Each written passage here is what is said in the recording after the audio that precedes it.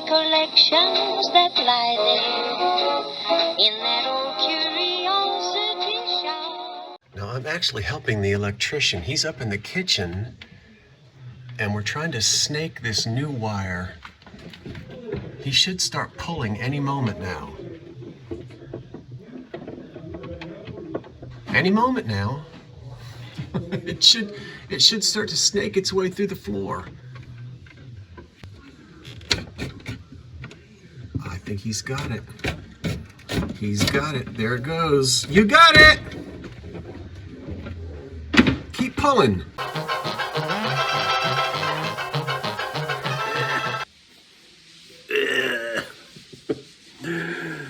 I had no idea that sanding a brand new ceiling would create so much dust. Well, they've got plastic everywhere, but there's going to be a lot of cleanup. I think it'll be worth it. No more popcorn. It sticks into your teeth anyway.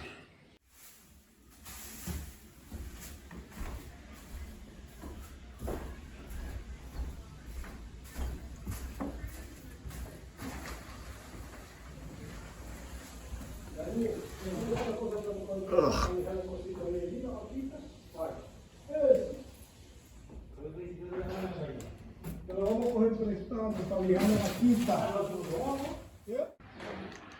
Well, as the dust begins to settle, the men will take the plastic off the floor and then the cleanup begins. I guess there's no easier, I guess there's no other way to do this, but I'm certainly glad that I didn't have to be up there doing it myself. Now, we actually, this is a brand new ceiling all the way through, so it's ready to be painted, and it's just, I'm so happy to have it done. Do it right from the start. We'll have antique light fixtures hanging and picture rail will be installed, and it's just going to be very nice. I can just see it when the casework gets put back in, whenever I can find it. But in the meantime, it's pretty much a hot mess over here. I haven't used hot mess in the last couple of videos. It's really not going to be that bad. It's a cool day. We're back into the 50s, so it's certainly better working in cooler temperatures than it being nasty, hot, and humid.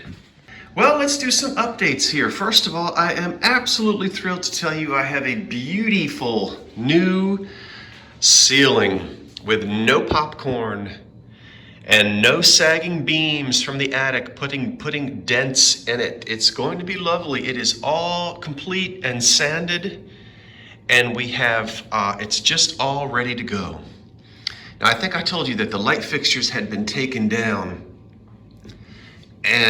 but we knew that they were there. They had to have been, and so when fiddling in the attic, the electrician found the old original hardware from which the lights actually once hung. So we put a new box in here and in here, which will accommodate light fixtures for both rooms. Now the light fixtures, we'll talk about those later. But let me answer some questions. Let me tell you a little bit, because there will be questions, and it really helps me to explain in the commentary so that there's not as much questioning in the comments below. These are carpets turned upside down, right? That's the back side of them, and they're going in the basement.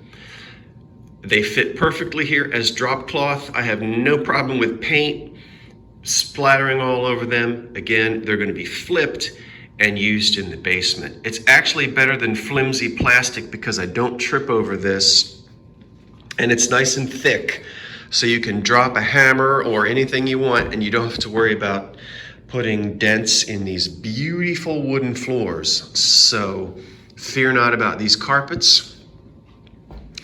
The other thing that I think I'm going to do is take some folks' suggestions. Really, I don't need to go overboard with this, and I actually don't need to do crown molding, picture rail, and chair rail. It's just too much.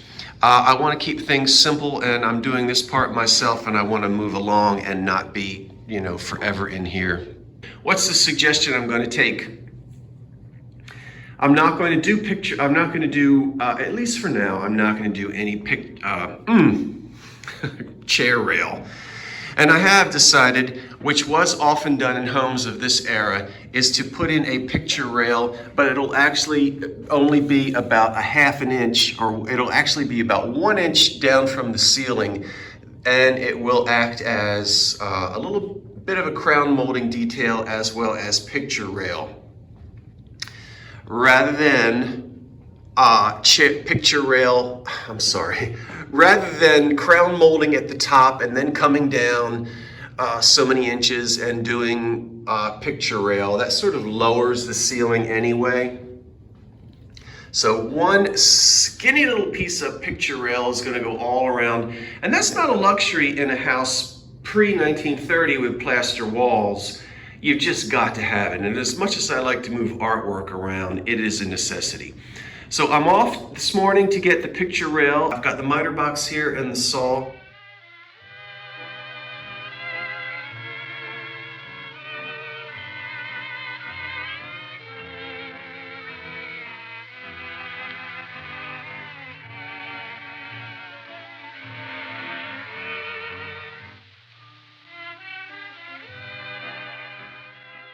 Then the living room, dining room will be painted, as well as the ceiling, and as well as the woodwork, which I haven't decided yet. Going to leave the French door with the old dark mahogany stained wood just as it has been, untouched. I'm not going to be stripping all of this paint off of the woodwork around the windows and the floor. It's very possible that it was always painted. It could have been left a natural wood. Not really sure about that. Could have been either way because they painted trim work in a lot of the colonial revival style houses at the time. But I'm just not going to strip all of that. I think the dark fireplace against the dark French door here, and then a lot of my furniture is, as you know, dark wood. I love brown wood. So I think it's going to be just fine. All right, and yes, I do have my Halloween decorations up. That's about it. No, not the chair, although that's a little spooky as well. The blow mold over there, which I thrifted for about $2.99 a few days ago. Off to the hardware store, and I'll be back with a truckload of picture rail. Let's go. Well, there it is, the finished thing. Almost finished. As the sun goes down, I know you probably can't see very well. I have just finished painting the ceiling. So of course I rolled on the flat white paint, ceiling paint, pretty typical, and that's what I've done.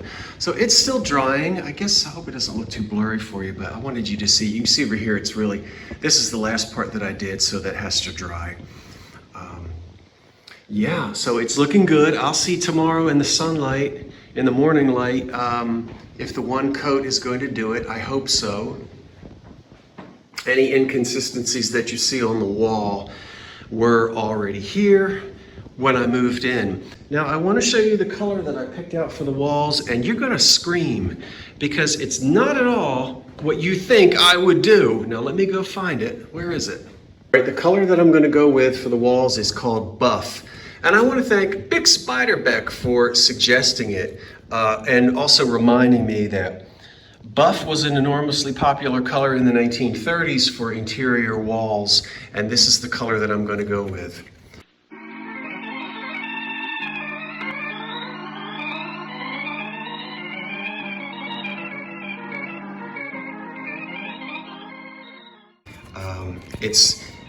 You can see the trim for right now is going to remain white,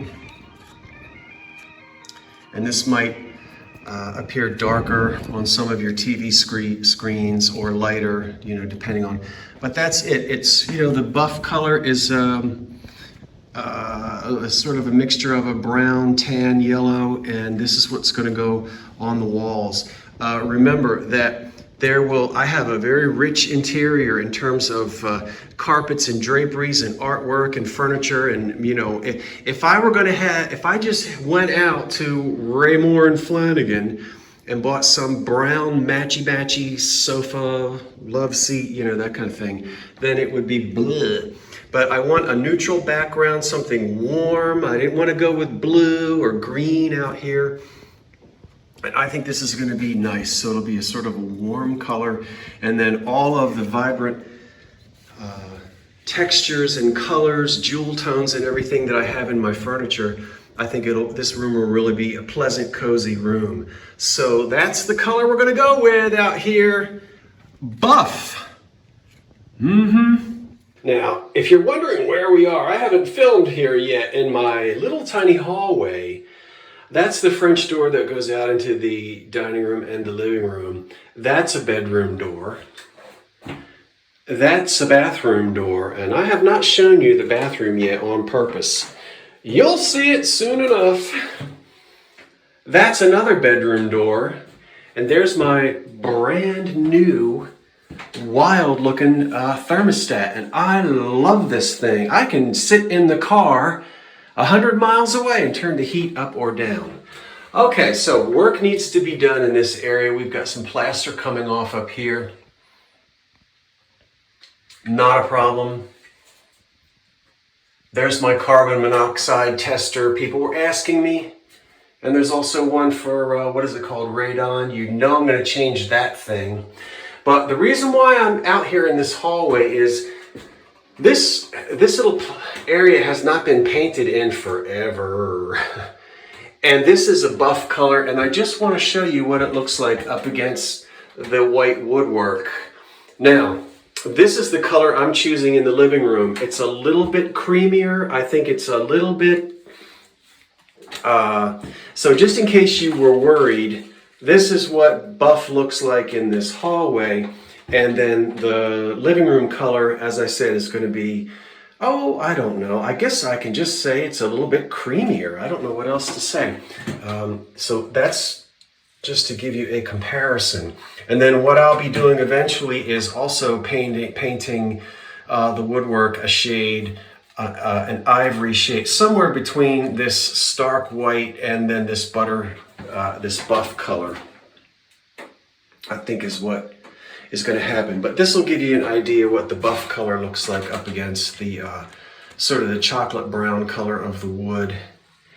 And then there's the floors out there. So I think it's going to be okay, and that's what I'm going to go with. So it's time for me to, what is it time for me to do?